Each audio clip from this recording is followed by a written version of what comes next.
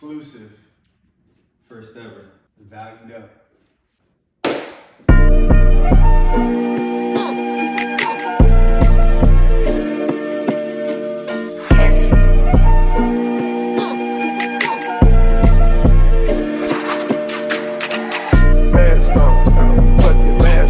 What up, everybody? Welcome to the Valued Up podcast. Can't believe it, man. Here we are shooting episode 7. Yep. Great number. Lucky number 7. Lucky number 7. But if you're tuning in for the first time, guys, this is Valued Up podcast where bottom line, number one, we're here to simply add value. No matter the conversation, all about adding value. Adding value anywhere and everywhere. But with that being said, we've been diving into a leadership series because we truly believe that everything rises and falls on leadership through so many examples. If you want to personally grow yourself, whatever that looks like, everything rises and falls on leadership. So we've been diving into a leadership series thus far, man. And today I'm excited to talk about the next phase of that, which is just the baseline establishment for any leader, for any, frontline manager with their employees, and what that really looks like, because I think that that's actually one of the largest leadership gaps now. We've polled so many managers, so many leaders within LinkedIn. What are some of the largest leadership gaps?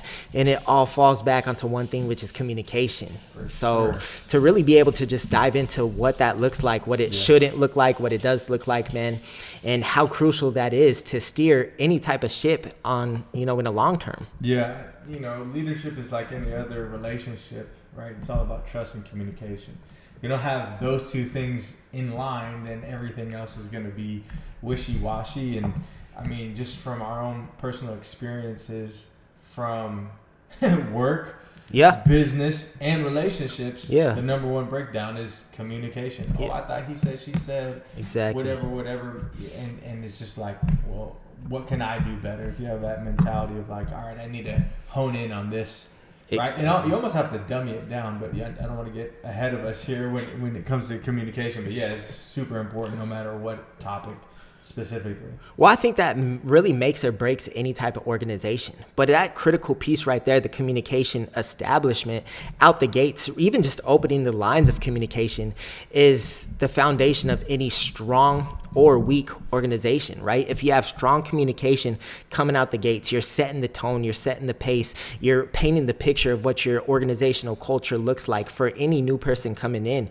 If you can really paint that picture for them of what they're coming into and communicate that in a strong manner, that's what's going to keep that culture, man. But if you kind of just lackadaisical with it, it can quickly slide downhill and go the opposite direction. Yeah, it's so funny too, because a lot of times I've seen like new people come into a job and the leader or manager is so distraught on whatever they're doing. They don't take that initial time to just be like, oh yeah, you're the new person. So many times I've been like, in previous careers, been blown off of like, hey, this is Joseph, the new so-and-so. And they're just like, all right, next. Exactly. Thanks for making me feel like a number. Yeah. And, for me, that's like always been the extent of any career that I jump to. Oh, what's your name again? Oh, I'm Ryan Cillessen. I'm happy to be here. Oh, nice to meet you. I'm so-and-so. They're going to take good care of you. I'm excited to see you in the future. And then that's pretty much the extent of it. And then I never see them. Yeah. You know what I mean? That'll be your direct boss too. Yeah. Oh, sometimes that happens more times than not too. Yeah. Like your direct supervisor, we get the same type of treatment. Yeah. You know what I mean? And what's crazy about that is I don't know if you want to talk about it. You said you read a stat the other day when it comes to retainability and retaining top level employees, what that number actually looked like within the first 6 months. Yeah. I think it's 33% of people make their decisions to quit within the first 6 months of working a job, and all of it has to do with the onboarding process, that culture, feeling that in, right? And because it's all a representation of what the organization is. But even it's very onboarding specific. Yeah. But all that breaks down to is communication. Yeah. Like I looked at a legitimate study on it, and it all has to do with communication. Yeah. Right? Communication from the people that are acquiring the talent to the newest employee. Then communication with the talent or the HR department to the department that person is now going to go work for. And then the overall organization. And it's like a wheel of that all works with each other. But if one piece of communication is out, then it all falls short, and then that person shows up on the first day, and they don't know how to get anybody. Yeah. Like they don't know like how to get in touch with anybody. Yeah. And what's crazy about that, man, and I was thinking about that even before we dived into these studies and stuff. And I'm just kind of here slapping my head. It was like probably a month ago. And so for one of the companies that I've worked for, what ends up happening is we have a predisposition or pre-scheduled onboarding process with a 2-day seminar, right? Like, welcome to the company. This is how we all, this is what we do. Yeah. How we do it. Not what section you're in, but company as a whole. Right. Well, we had a whole class come in on a Monday. It's every other Monday, so it happens bi-monthly, right? And we had a whole group of new employees ready to go in the lobby. And I don't know who fumbled the bag, but there was, somebody that fumbled the direction of that. And what ended up happening is they pushed the whole class to the right, but failed to tell the new employees. So they're sitting, we're all scrambling for like an hour trying to figure out what's going on, where they need to be. And I'm just sitting here in the minds of the new employees, probably sitting there like, what did I get my hands into? Like, yeah, you're supposed to show up tomorrow. Exactly. And I'm like, not even just that, but like, okay, already this level of disorganization, like what am I really walking into? And I was just, like I said, facepalm, like, this cannot be the representation of what we're putting to talent. It plants those seeds of doubt. It's doubt in people's subconscious. Like, if they're going to drop the ball on something like this, what else are they going to drop the ball? And it may not be true, but that's where our minds go as human beings when we encounter situations like that. Like, I'm gonna put this in my back pocket, right? But that's a contributing factor to that 33%. That's what I'm saying, and that's what I'm saying. And everybody wants to. What's the old adage? Like, perception is reality, and behind the scenes, people want to say, well, you got to bust through that. Like, perception is not reality, but it is to a large, to a large content. Perception is reality, and if that's the perception that companies and organizations and folks are putting out there, that doesn't really excite talent. You know what I mean? And that's what we're all after, is recruiting high level talent so we can have a great product. And so we're not centering that towards, depending on HR, who they're hiring or whatever the case may be. Maybe it's a fresh entry level position coming out of college. They don't have any prior experience, so they don't know what to base off of anything. So they're cool with it. But then I'm like, we got the higher level talent that we sought after. Maybe we even potentially poached from another company because we want a high level polished product. Right. And then they come in and they're like, what the hell is this S show? What's this shit show going on here? Yeah. You know what I mean? And it's like, dude, we can't operate that. We can't operate like that level. Right. And so that's why we really wanted to dive into this, of what those conversations should be had and how to actually establish those lines of communication, because that goes such a long way. Last week 2 weeks ago, we talked about culture. And this is just that follow-on piece in the foundation of how to really lay that culture so you can direct your ship of an organization. Yeah. And it all starts with you as the leader in a leadership position. Yeah. Right? We talk about leadership isn't dependent upon a position, but more so in these situations, positional authority needs to be the one that is initially having those conversations. Yeah. Because how often is somebody going to come up to, in a new company and just go up and introduce themselves? A high-speed person will. Most people aren't high-speed, right? And so you got to be the one to direct that communication, to let them know it's okay to have a conversation with me. I'm not an off-putting person. Exactly, man. And like you said, whether it's a high-speed individual or not, it's a hungry individual. Like, I accepted this job because I'm looking to come grow. I'm looking to, implement change and things like that. But if these things aren't already established, and I know that there's a lot of companies and organizations out there, well, maybe it's your first, orientation, and you might be able to get to talk to the CEO for a split second, or you get to talk to the higher level brass and the higher level leadership. But then after that, that's kind of minute. You won't really have those open door policies to that higher level leadership, so it's on those direct supervisors and the direct managers to be that conduit, to be the middleman of taking the information from the CEO and implement it to the new people. But so many times, man, I've come into a new organization and it's the complete opposite. Like, I sit there waiting to get my systems in place. I sit there waiting to get accounts set up. And then after that, it's like, I know what I got hired for, but I don't even know my own personal direction. I don't know where I fall into the place. I don't even know what we're supposed to be doing right now. Right. And that is so false, man. That is such a high level frustration point. And no wonder it's a 6-month window of like, should I really be like, I'm already checked out. Yeah. You know what I mean? Well, it's all about just having people understand exactly where they play in that organization, then within that shop, then within that actual department, right? And if that's not talked about, then, you know, like I've been at a job before to where 3 days in we're having training and we gotta ask, you know, raise our hands of like, what do we even do here?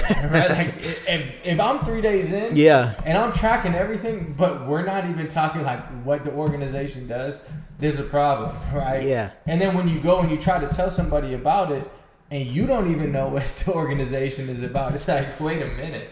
Yeah. Like, this is not a good look. Yeah, and it should be that multi-tiered approach, right? Like it becomes a game of telephone, if you will. Like they have such a prime picture of what that communication flow should look like. And the higher level leaders, maybe the CEO, maybe the higher level brass, they're not in the day-to-day operations, right? They're focused on so many, like, what's the next quarterly numbers going to look like? What's our revenue flow? They don't have the time to come down to this level. And what's getting reported back to them, probably like, this is our system, it works great. But they don't know that communication link is actually broken. Yeah. And they're like, hey, over here, like things are great. I love the system that we've implemented. This is a great onboarding process. And, you know, everybody is going to lie to save their own bag. Like, you know, as a manager, you're not going to come to higher level brass like, you know what, actually this, you know, I should be doing a better job or whatever the case may be. You're just going to go with the flow. Or if you're new to that position, what is the old, you know, what does everybody say? This is how it's always been done. This is what the person before me, this is what it looked like when I came in. So, you know, just figure it out. Right. It's crazy. That figured out mindset is what's crazy, man. And that's what most people do. Yeah. Just figure it out. Just figure it out. And you might have a higher level go-getter that is hungry and passionate about what they do to really come in and take you under their wing. But still, you don't have that multi-tiered approach of how you actually fall into the cog, the center of gravity. And, you know, what is the wheel that ultimately goes around? Right. We're ignorant to that. You know what I mean? So it's like, if we're ignorant to the big picture, my day-to-day, what does that even necessarily look like? How important? Am I just a number? And that's what happens. That's ground zero for everybody. Like, that's what it makes you feel like more than anything. Okay, I'm just another employee. I'm just another number to produce the bottom line around here. Right. You know what I mean? And tying it back to what I said in the beginning of, like, I look at the communication from leader to team member, like a dating relationship, right? If I get a girl's number, I'm gonna be the first one to reach out to her. Yeah. Right? Because I don't expect her to reach out to me. Right? I'm gonna set the standards of communication in that relationship, right? To where they know how to move and how to operate within it, right? Because it is, as a guy, right? Yeah. Maybe this, I don't think this is misogynistic, right? But we live in 2024.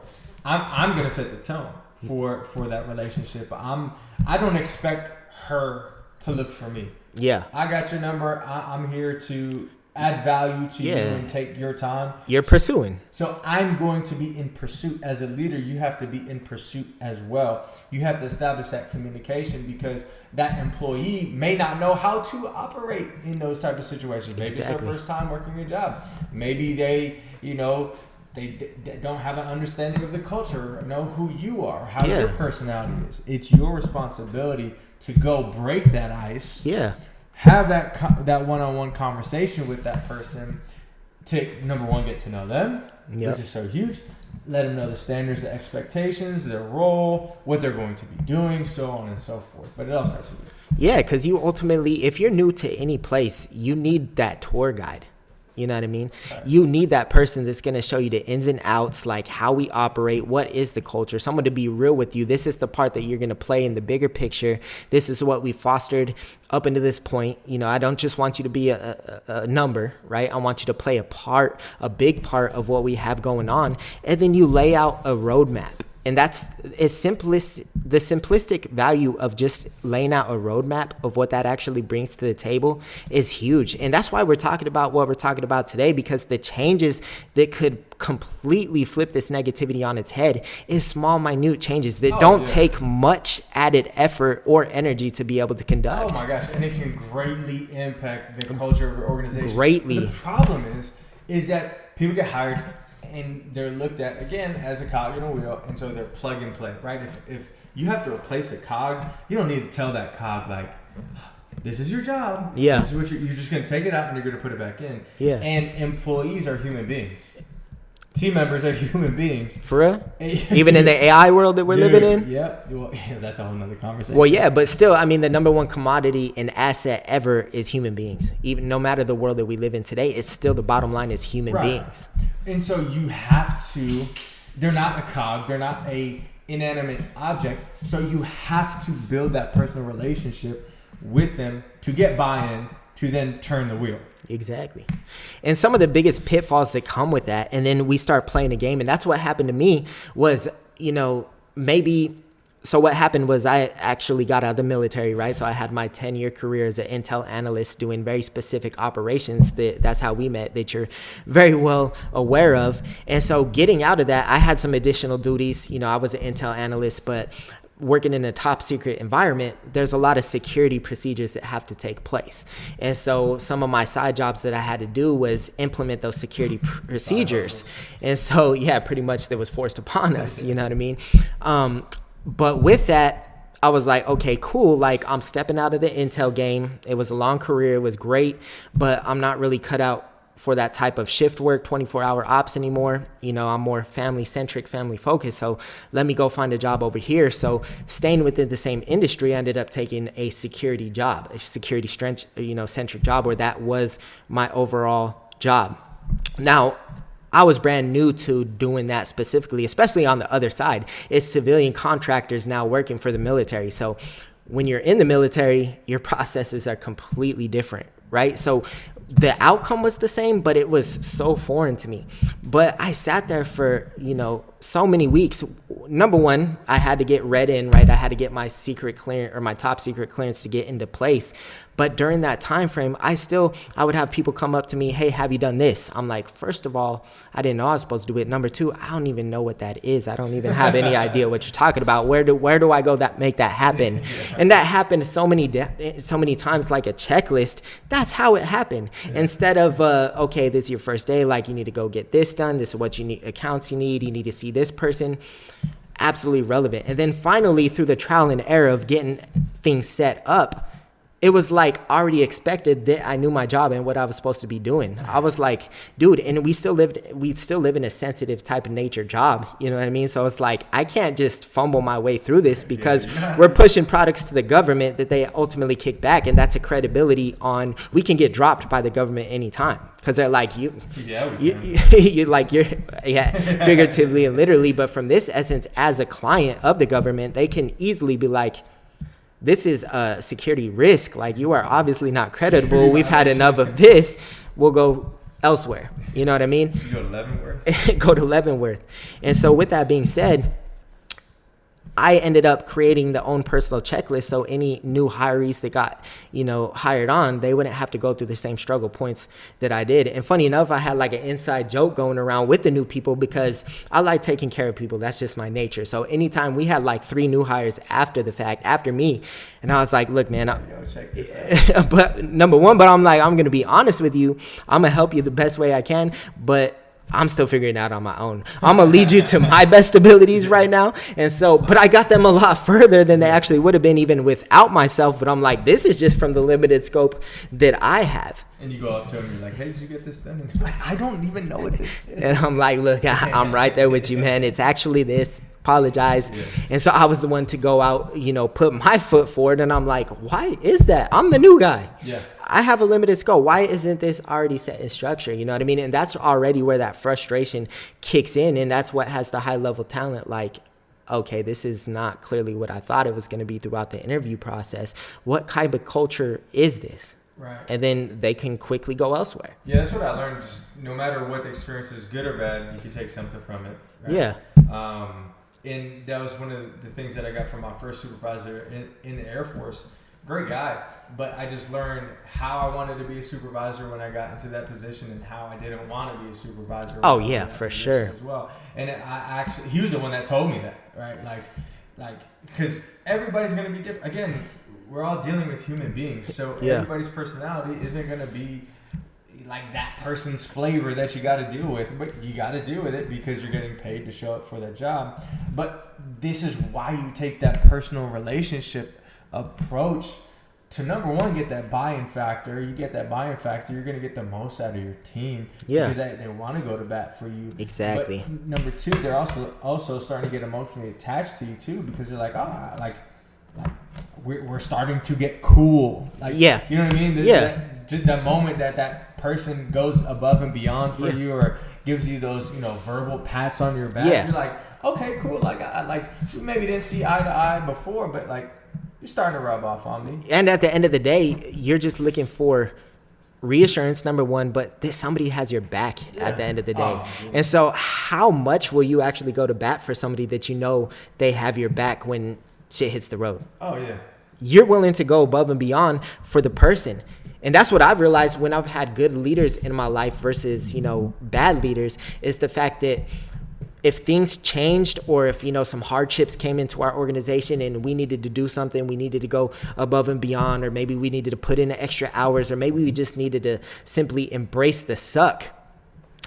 At the end of the day, if I had a good leader, I did it for that person. I did it for the individual, for the leader, not necessarily the organization. Because if you work for a large organization, it's like you have that mindset, like they can overcome really anything. Like, this is a multi-billion-dollar industry. They're a multi-billion-dollar company. Like, what do I really bring to the table? Like, I'm gonna just keep doing what I'm doing. It's not, I'm not gonna be seen. It's not gonna really hurt. But if you have a strong leader and you have the relationship, that's where you learn to embrace the suck, because they're in it with you. And you're like, okay, I'm not necessarily coming in from a scope of I'm doing this for the betterment of the organization. You're coming from the scope, I don't want to let my leader down.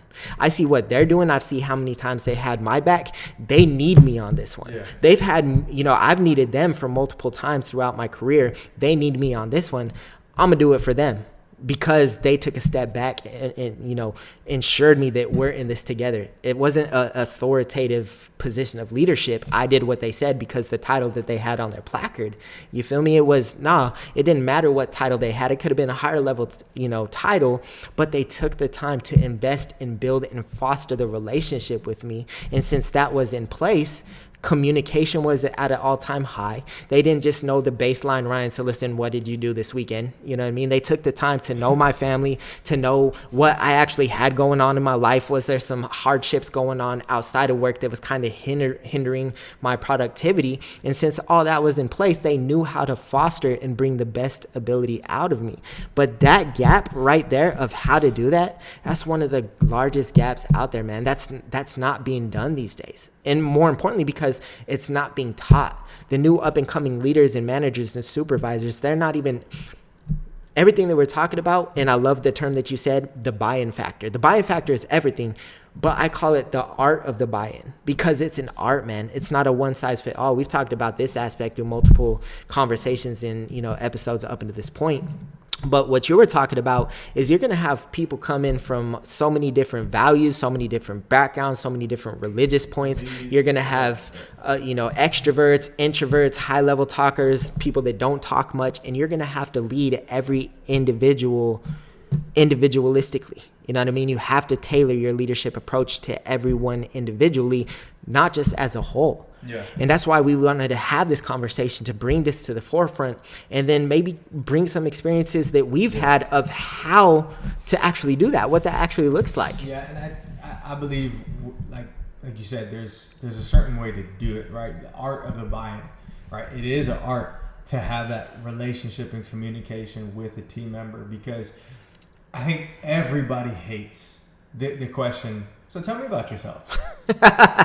Right, it's not a good question. It's not a good question to actually get to know about who somebody is. Yeah. Right, but in theory, yes, you're asking them, like, hey, tell me about you. Yeah. But when you get asked that question, I'm like, I don't know what the heck I want to tell you because are we talking life? Are we talking job? Are we talking how deep do you want me to get? What if I go too deep and it's like you're like, oh, I didn't mean that, and it's like, dude, give me a freaking bone here. Like, what are we talking about? Set the pace for me. I believe you're so much more effective in a formal environment having this type of conversation in an informal way. Like, that's how I always approach that with my team and my guys and gals.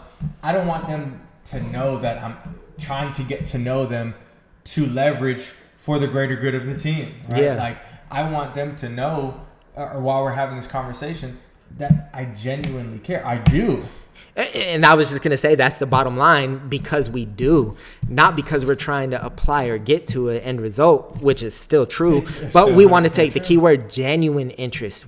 We want to be genuinely authentic and care about our people. Exactly. And so I'm going to approach it in the most authentic way Joseph Honeysett knows how to do. Yeah. I'm not going to just be like, yeah, so tell me about yourself. Yeah. What do you like to do for fun? Yeah. What are your hobbies? Right? Like, again. Do you have kids? Are you married? And then they answer all those questions, and you're like, cool, nice to meet you. And then you walk away. Like, that did not serve anybody any purpose. And I always, whenever that happened to me, I would always laugh in the back of my head, like, I know what you're doing. But yeah. Like, and how much do you truly care about me? You suck. Yeah. Right? So that's just my belief and opinion is, in a formal environment, be as informal as possible. Be you, show your personality, because that's where people buy into. They don't buy into the suit and the tie and the title. The title. Nobody cares about that. Yeah. At the end of the day, they're going to keep it real. I mean, intrinsically, they don't care about it. My team to be real with me. Yeah. But what you're talking about, man, it's a two-way street. But where we fall into place is it's not initiated by the leader, which it 100% of the time needs to be. If you're going to lead these conversations, don't tell me about yourself. Open up the conversation telling the other individual about myself, because then you give them a scope of what we're talking about. You give them some different ideal points that they can ultimately talk about, but then be genuinely interested in them, but genuine with the information that you're giving them as well, so that it's a two-way street, so that we can ultimately leave that conversation. You genuinely know a little bit about me, and I know a little bit about you. And it has nothing to do with being intrusive either. Like, we're not trying to be intrusive and get all up in your business or your deepest, darkest thoughts, which is weird. Yeah. You know what I mean? But the goal is to set a baseline. It's called a baseline establishment. You know what I mean? You have to set a baseline, fostering and building that baseline, because we all know that relationship building takes time. The end goal is to not leave that conversation as best friends and then everything is established up into that point. You're opening a line of communication so that down the road you can effectively steer that individual, and you can steer your culture, you can steer your organization in the right way. But if that is not had at the very beginning, what do they always say? It's you can't steer a parked car. You know what I mean? But sometimes there's so many parked cars because they don't know any better. They don't even know where they should be driving. You feel me? So they're going to stay parked because they don't know where to go. And then now, in that type of scenario, it's a two-way street of frustration on both ends. It's like, oh my gosh, did I hire the wrong person again? They can't even, freaking get this, you know what I mean? Or blase. Then this individual is like, well, now I'm frustrated because I don't even know what I should be doing. And now you're just thinking ideas about each other that is totally a false narrative, but that could have completely been nipped in the bud if both of y'all had a clear direction of what that relationship actually looks like. Yeah. You know what I mean? And now it's like, oh, how many times did you fall into that scenario? Then like a year later, like you were talking about, maybe you go on a training or a TDY with that individual and you're like, holy crap, man, like that's not a bad dude. Actually mess with this dude. You know what I mean? But it's because the time wasn't there. But how quicker and how more productive and efficient could have been if that is already established out the gates. Yeah, it's all about understanding the long-term investment, right? Like I said, in the beginning, most people quit within the first 6 months. So if you want to save some money, right, and actually get the value out of somebody, you got to put in more time on the front end. Yeah. And it's going to pay you dividends on the back end. Dividends, dude. Straight return on investment. That ROI is huge. There's always going to be people that are wishy-washy. There's always going to be people that, they did that at other jobs too. Yeah. Right? Like they're trying to find their perfect fit, but it definitely mitigates a good percentage of that. Yeah. But it has to be in place when they show up. It does. When they show up, out the gates. And there's a whole process to foster that relationship from start day to their along last the day. way. Yeah. Along the way. Their last day, hopefully it's years. Or maybe years. your last day comes before them. But it's like, what did you leave on the table? Exactly. What type of legacy did you build so that, you know, everything that you fostered outlives your time in that company? Exactly. You know what I mean? And so with that being said, man, I just want to spitfire some ideology and experience of what I think that healthily should look like. And I mean, if you have any disagreements or anything, or, you know, bring something to the table, but, you know, the first thing to really foster this is having to sit down individually with every new person that comes on board.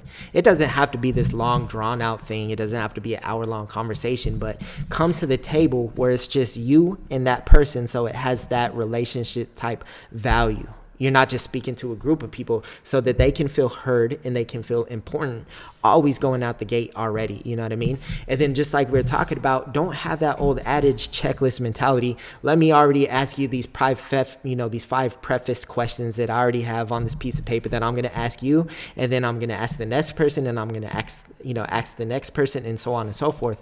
No, fill your way out, but open up with sharing about yourself. And I think the number one mark of a respectable, true leader is vulnerability. It's the willingness to let yourself fillet yourself open so that subordinates can begin to see the true you. Because the moment that you do that, it's not an act of weakness. I think that's where so many, I don't know if culture provided it or whatever the case may be, but I think vulnerability was shown as an act of weakness, and that's kind of why we stepped away from it. Nobody wants to be vulnerable because they think it's an act of weakness and that it's going to take a damper and a hit on their credibility as that leader, where it actually is the complete opposite. If we're vulnerable, if we share exactly how we got to the point that we are at through our failure points, through our mistakes, through just even this conversation, like you can even let somebody know, this is the approach that I used to take and I saw that it didn't really go so well. So let's take this approach instead. That alone right there, emotionally, for the person that's sitting on the side of the table from you or across the table from you, that goes such a long way. Now their antennas are open and now their ears are open truly for what's coming next. And now they're more comfortable to have a true conversation, because if you just ask those 5 preface questions, they're going to already have those 5 prefaced responses ready to go off the bat, and then you accomplish absolutely nothing. Right.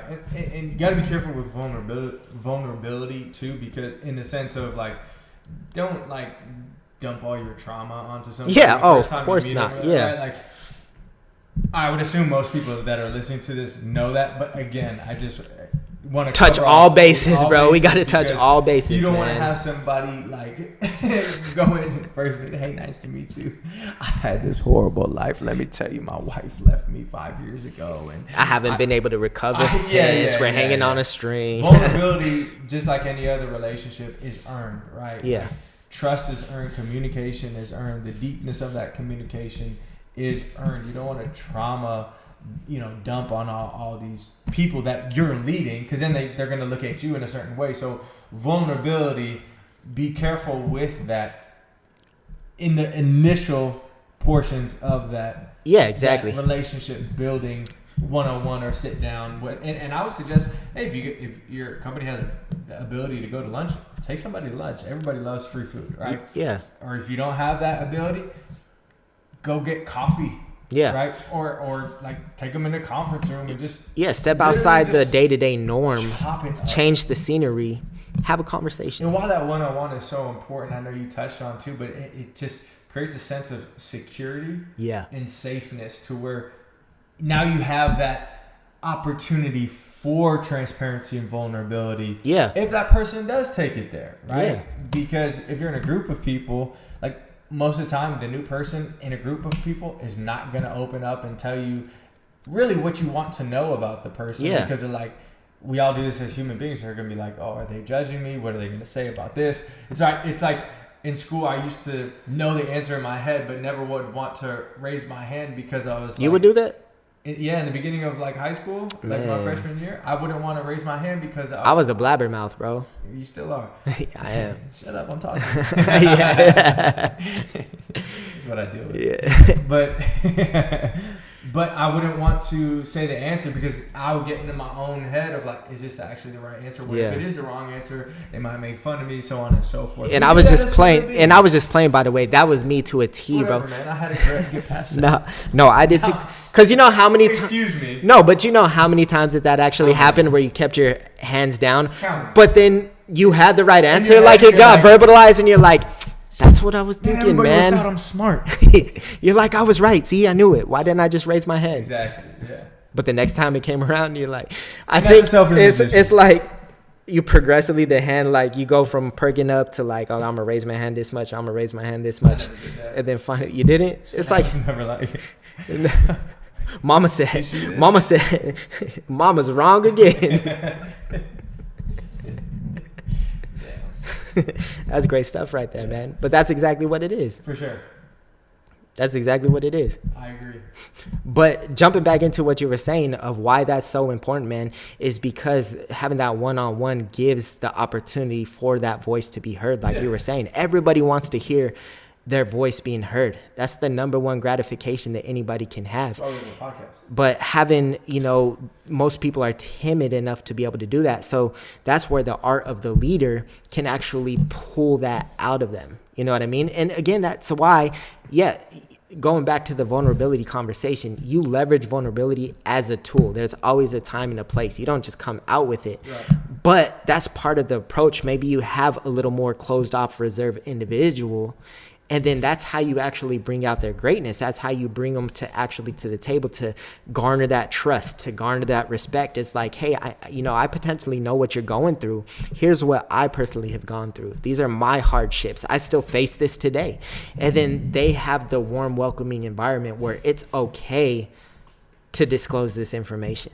You know what I mean? And then time after time, months, years later, that fostering continues to take place. But that baseline establishment, all you're doing is you're planting the seed, and then you water along the way. Yeah. And in that initial conversation, what I like to do is I like to tell them to over communicate. Like, I don't want them to know or not to know, but I don't want them to think that they can't communicate with me.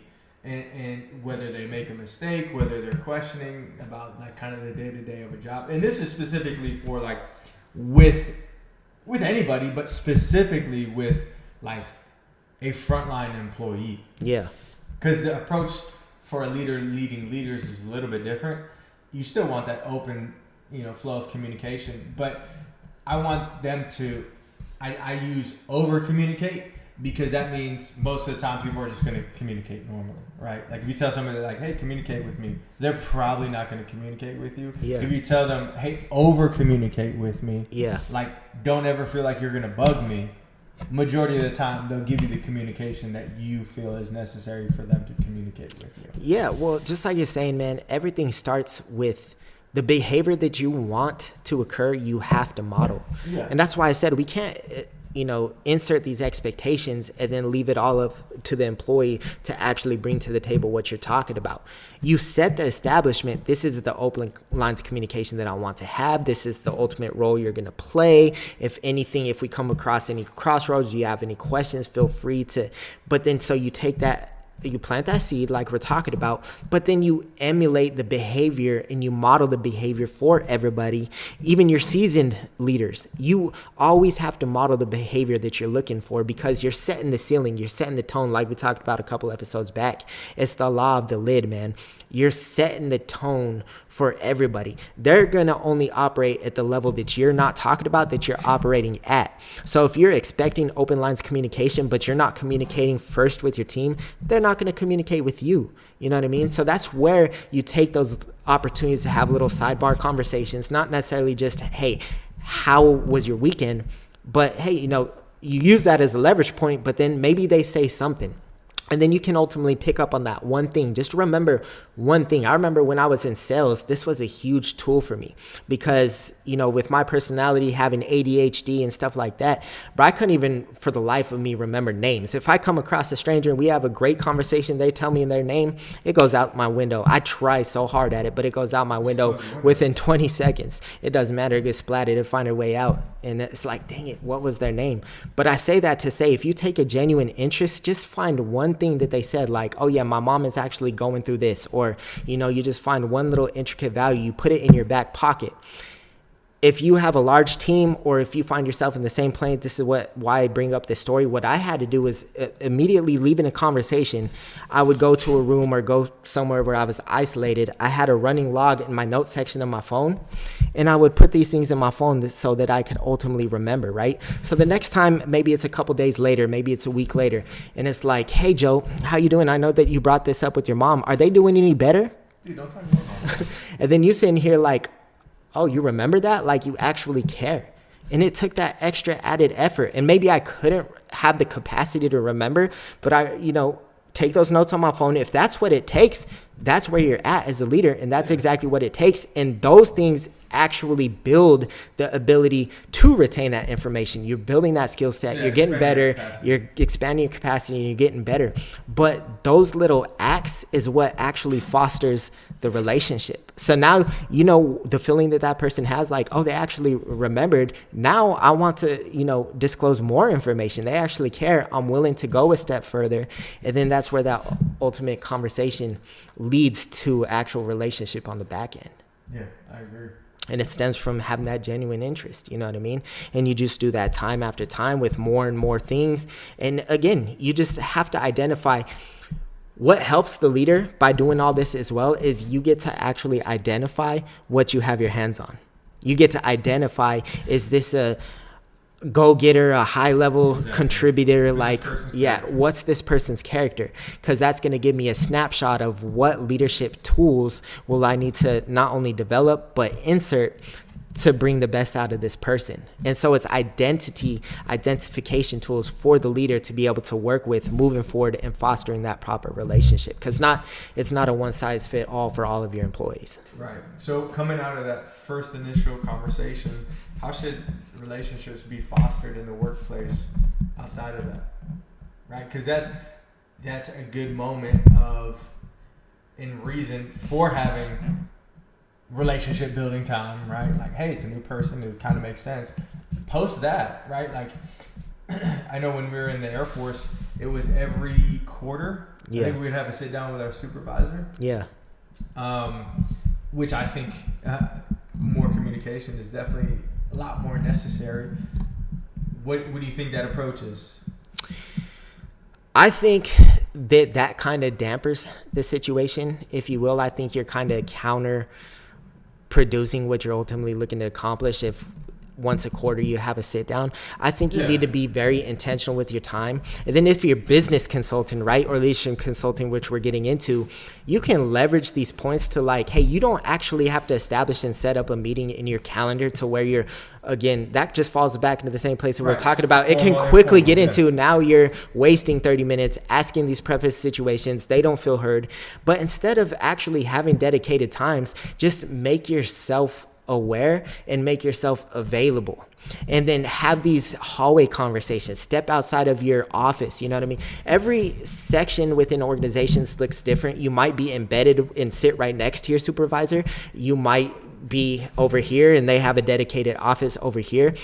But whether you're sitting right next to your subordinates or you're in an isolated office, number one, have a genuine open door policy, set a boundary with it, but have an open door policy, but show your face, man. That's what enables people to care more than anything. That's where I'm saying, like, with you, if I'm walking down the hallway and I see you, that's where I'm going to ask the question, hey, I know that we had the conversation about your mom. Is she doing good? Like, has there been any updates? And when it comes down to that, you're having those sidebar conversations. You know how many times I do that at work where I'm going to get some coffee from the break room and it's not even a subordinate. It's not even somebody that works in with security. I'm sparking a conversation with the engineer because I built that relationship. It just so happened that every time I'm in the break room, that's their own routine. They're in the break room too. And now I find out more about them than my actual own people. But that's because I'm taking the time to insert myself, to show face. And the return on investment of that is always, man, that's a high level character. Like, that's a great guy. And ultimately, that's what you want as leader. That's a great gal. That's a great guy. And it's because you're taking those baby steps to make yourself, to show face and make yourself available. Don't dedicate it. That initial sit down, it needs to be a one-on-one. Where you need to have actual calendar scheduled one-on-ones if things are going array, maybe the expectations aren't being met, maybe the standard or the culture fit is not quite there. So let's have an isolated conversation centered around these exact things.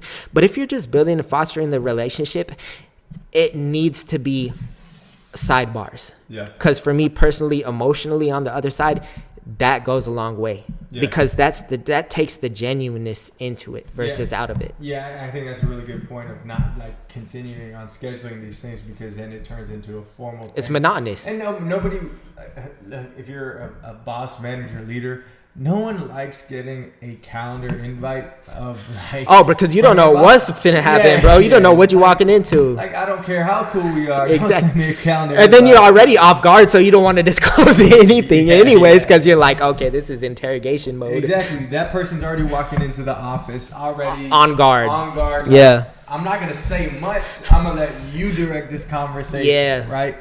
And that's what it can turn into every single time. You give your team a heart attack. You're like, oh, shoot, I got a calendar invite. Exactly. How long is this calendar invite for, right? Like, what do they talk about for an hour? And, bro, even if it's the last 9 times out of 10, they've called me into the office to schedule, and it was a great conversation. It ended up being...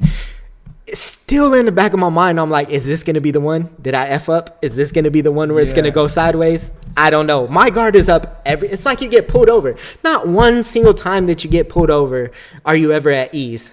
You know what I mean? Yeah. As soon as you see the lights, you're like, even if you weren't doing anything, maybe you're going 5 over, but as soon as you see lights, you're like, oh, you start sweating a little bit. Well, like, gosh, dang it, man. You've been detained before. So. I have been detained. Completely not my fault. And we got let go. That's a different story for different days. You know what I mean? But I'm just trying to build your street cred. I appreciate it, man. Yeah. I got credibility of all places. It's that leadership. See what I mean? I'm willing to be vulnerable for my people and be like, hey, I know what you got going on. One time I got detained in Las Vegas. Crazy story. Y'all not going to get those deets this time, but it wasn't anything. It was miscommunication. I can add Las Vegas. Now you can't detained in Las Vegas. Yes. Crazy. That was the first time I ever ended up in handcuffs, bro. It was terrifying. I'm not going to lie. That's what not too many people have. I was in handcuffs. Yeah. I was in handcuffs, dude. You're a character, man. It was my 3rd day getting stationed in Vegas. So I was like, this is what it's going to turn into, bro. Pulling me over like, hey, step out the car. These wild airmen. Step out the car, turn around, walk 5 steps backwards. I'm like, dude, is this really happening right now? And long story short, just give the deets. He said, I'm not going to give you the story. Go ahead. I have to, man, because, dude, I don't want to just, hey, man, we have to have that, like, this dude got to, like, gosh, dang, what's the credibility? Nah, I'm not going to go into full details. I bought a car because we got stationed in Las Vegas. I came from Germany, so I didn't have a car. I bought a car for Las Vegas. It was the day of, so the tags wasn't, it didn't go into, it takes 24 hours for it to get into the system. They pulled me over, ran the tags. It came back blank. There's high car theft, obviously, in Las Vegas, so they had to do their due diligence. I'm like, dude, I'm in the military. They were literally like, I don't care. You know how many, just like dirty cops, there's dirty military. Just the other night, like, you know, I busted a dorm full of 10 crackheads. I was like, God dang, well, the number one time I get to actually pull my military card, it did not work, man. You know what I mean? But long story short, they were able to, I was like, can you just at least call the owner that I bought the car from? He's a cool dude. He'll let you know. They're like, you have his phone number? I said, yes. Stepped away, ended up making that phone call. It was like 2 a.m. I'm like, sorry, dude. Like, I don't know. I have to get out of this situation. And then they came back. They're like, okay, we talked to him. You're good. We just had to do our due diligence. Like, you're good to go. I'm like, this is the 3rd day in Las Vegas. Like, I've never been handcuffed in my life, but you look good. We're about it. Las Vegas PD, boy. I appreciate it, man. I appreciate it. Running down the street. They're like, you're free to go. Can I get some more camera time though? But no, man, it just really does. It boils back to just taking those. Or if you're in an isolated office and you see somebody walk by on your team, man, it's like, hey, Joe, come in here real quick. You know what I mean? Like, I just saw you trying to order. Are those new shoes? You know what I mean? Just come in here real quick and literally chop it up, man. Right, yeah. Just chop it up. That you do it in, the manner that you do it in, right? Like, put yourself in their shoes before you go and do it. And I think people just don't think that far enough in advance, or take the time to think about it, right? Because we're doing our jobs. Exactly. You know, so.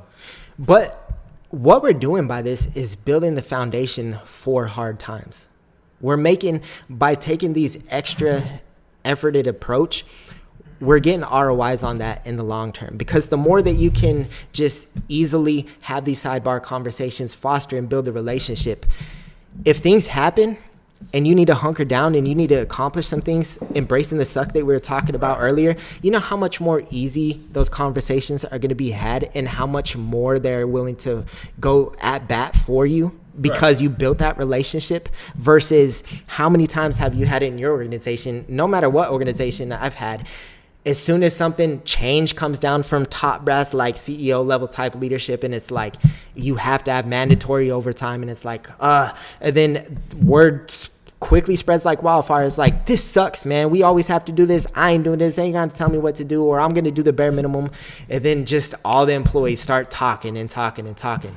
Versus you have one good leader that fostered all of those relationships on the front end, and you can have that conversation like, hey guys, this is coming down the pipeline. First and foremost, I know it sucks. I'll be the first one to admit it sucks. But here's the thing: I'm not coming from you of authoritative figure, title of position. I'm going to be in the foxhole with you. I'm going to be doing it with you. We're going to accomplish it together.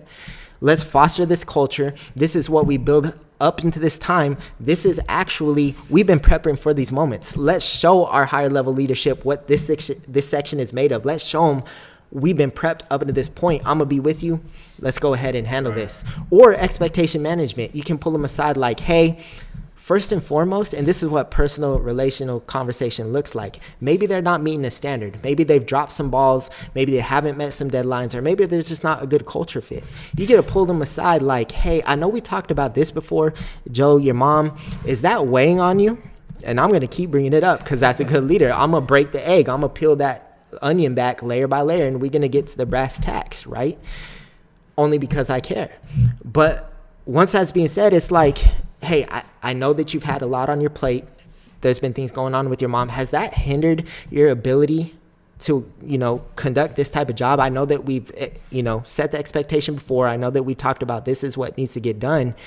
You haven't met this up to this point. I want you to know I'm not attacking you, but are there things in place that are hindering you from being able to get to that point? Two things happens in that exact moment. They know, like, oh, shoot, they're aware.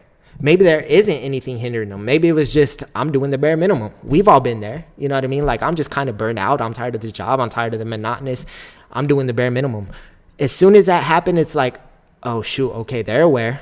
It's time to get my crap back together. Let me start performing again. We've all been there. I've been there. You know what I mean? Or stuff really is happening and you're open and able to have that conversation. Either way, if that relationship is established, 9 times out of 10, you're going to get back to that standard. You know what I mean? And it was as easy as that, right? You don't feel attacked. You don't feel like, oh, they're just coming at me. They're always coming at me. But it's so much easier for you to be able to have those type of conversations and not tear somebody down while you're having that conversation. You get to have that human approach within it. Like, I care. Let me know if there's anything that I can do to ease up sometimes so that you can get back to that culture fit. Because at the end of the day, I can't afford our culture to take a hit. You know what I mean? We're known as top performers. You're a key part of that. Let's get back to that. You know what I mean? But if you're not having those sidebar conversations, if you're not investing into the relationship, if you haven't been there before, what happens when those changes need to occur? Hey, do this. This needs to get done. Boss said it needs to get done, by next month. And then everybody's going to gripe and complain. You're going to get the bare minimum effort. And then it's just going to be a shit show to be able to work of it. And then the culture sucks. You see what I'm saying? Two sides of the coin, minimal effort added, and it could completely flip the script. Right. See what I'm saying? Yeah. It's crazy, man. It's crazy how many people aren't willing to just do that. But that's what it can foster. That's why we're having this conversation. Yeah, it's just small changes in just the approach to it all. Just be cognizant. Yeah. Cognizant. And then at that point, that's the area that you're operating in. It's like an airplane getting off, and then they start coasting. They hit altitude, and then they can just start coasting. That's what you're doing with each new individual. You're taking them with you, going down the runway, preparing them. You go for takeoff. You see what they're made of. You see what they can handle. You see their tick. You see their own personal motivations. You bring them to altitude, and then you get to coast. And then you just tackle it as it comes and tackle it as it comes. And that's what fostering culture looks like. Yeah, no, what's so funny is as you're saying that, I'm thinking of other people, of a bunch of people, not specific, but people saying like, well, that's just a lot of work, like managing all of these people. But this is why you have systems in place. You delegate. Yeah. So your job is to manage systems and people. Yeah. Right? Like so often managers and leaders are the ones still doing the job or doing a brunt of what frontline employees should be doing, and they're not relying on the training, the people, right? And that's a whole nother conversation. See, there's so many layers to all of this, man. Right? But like this is that beginning layer that you build on so you can delegate. It's the foundational piece. So you can rely on those systems. Yeah. So you can trust your people to go handle those things so you can be a leader. Yes. So you can manage your people and still drive the bottom line to your boss and their boss's boss and so on and so forth. Yeah, and having the ability to do that also frees up your bandwidth. Exactly. If you're just going firefight, if you're a firefighter and just living your life putting out fires, you're not going to have the bandwidth or capacity to be able to do this. Right. If you rely on your systems and you have that strong leadership approach, not only will your young leaders under you emulate the modeled behavior that you've already conducted, like I was talking about, once that actually happens, now you do have the bandwidth to be able to take 30 minutes, to take a step back from your higher level, whatever you're doing, to be able to go back to the front line. Right. You know what I mean? And to be able to foster that, take care of it, get it back to where it needs to go, and then you can coast again. Exactly. But that's what Value Shift Consulting Group is for. We're going to go ahead and we plugging? You plugging? We're going to go ahead and add that value. We are. Hey, shout out Value Shift Consulting Group. Systems and procedures, man. Yeah.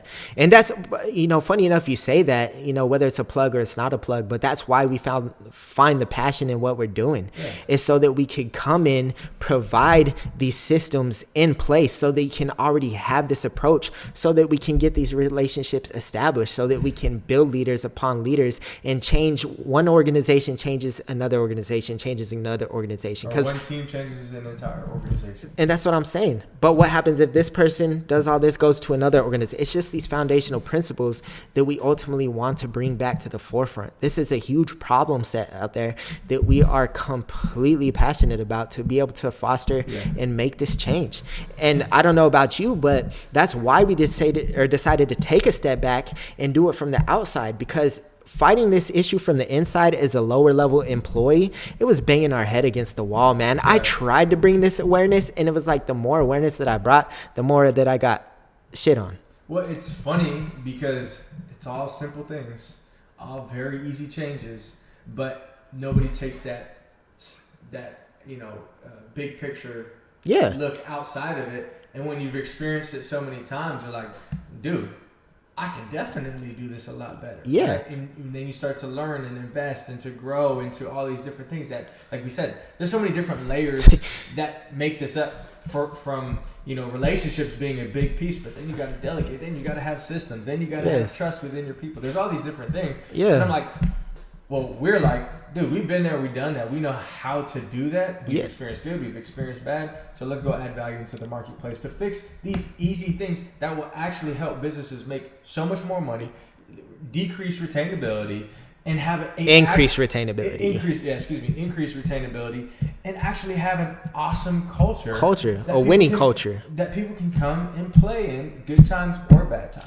And it can only be done from the outside, because from the inside within, like I was talking about, if the culture is already broken, it's not going to be fostered, winning, growth oriented type of culture. Right. It's all about, who are you? You're a level 1. Or you're an entry-level position. Why are you even talking about these changes? So why should we even listen to you? And then you almost get made fun of. That's what happened to me. Like, don't get it twisted. I have a breadth of experience and knowledge from my previous, employment and my previous career. Just because I'm brand new to this field, these things are synonymous no matter what you do. But still, it's that credibility factor. It's the culture, man. It's the culture of, we just do it because it's always how it's been. And I'm like, okay, I'm sick of this, man. I'm sick. Why can I not make change until I'm a top level, higher level manager? You know what I mean? And it's like, okay, it's time to step away from this and then insert ourselves from the outside looking in. You know what I mean? So it's unbiased. They don't know who you are, but we can actually create change, which is what we're after in the first place. Exactly. You know what I mean? So that's awesome stuff, man. I appreciate the conversation today, bro. It's been real as always. That's what I get paid for. I mean, and I do got to backtrack, man. I apologize, bro, but I'm really interested at this point because we did just get back from Florida, but I didn't ask you at the very beginning, man. I can't even believe I'm saying it. This is episode 7, brother. 7. How's it been up until this point? Depressed. Back into bro, they don't even know. Not only did we leave Florida to come back to tornadoes and storms and trees being thrown around and debris, hell, clacking on the, there was a large tornado hit down 3 minutes from my house. Like, coming from Albuquerque, New Mexico, not one entity of natural disasters exists. So I'm over here like, this is way close to comfort. I left the paradise to come back to natural disasters. Yeah. Crazy. But I've been depressed. Yeah. Oh, I'm sure, man. I mean, you left the beach to come to the land beach. Yeah. But what's the driving factor, man? It excites you? Did it relight a fire to come back and do what we got to do? Oh, I can't wait to do what we do anywhere in the world. Anywhere in the world, yeah. At any time, any place, living life at the same time is being able to work, which is the ultimate goal, right? Exactly. But for real though, episode 7, man. But for real, yeah, I'm depressed. I know we talked about, not you as the president, man, the podcast, bro. We talked about last time going through growing pains and trying to find our way within this podcast and the niche and what's brought us up to this point. I mean we're still figuring it out. We're still figuring it out, man. Yeah. And we're gonna find our way. I mean, we're still showing up. That's the biggest thing, is just showing up. Yep. For the people.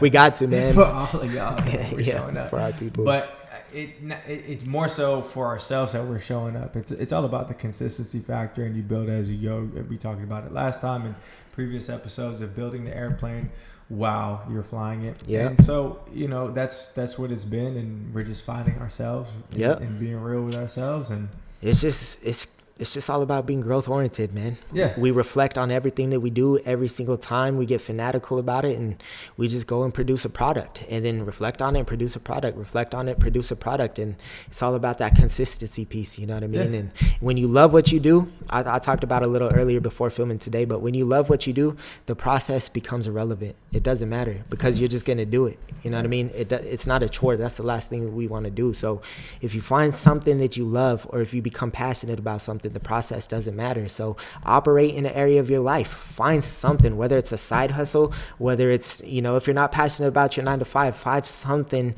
We live in a hustle culture today where you can do anything with everything.